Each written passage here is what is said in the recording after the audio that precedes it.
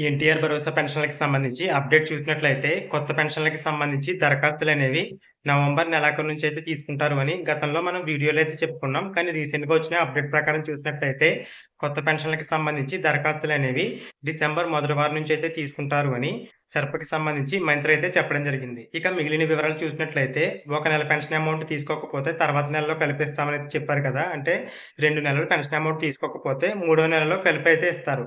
అలా అని 3 నెలలు వరుసగా ఈ అమౌంట్ అనేది తీసుకోకపోతే, నాలుగో నెలలో ఆ పెన్షన్ అనేది తాత్కాలికంగా అయితే నిలిపివేయడం జరుగుతుంది.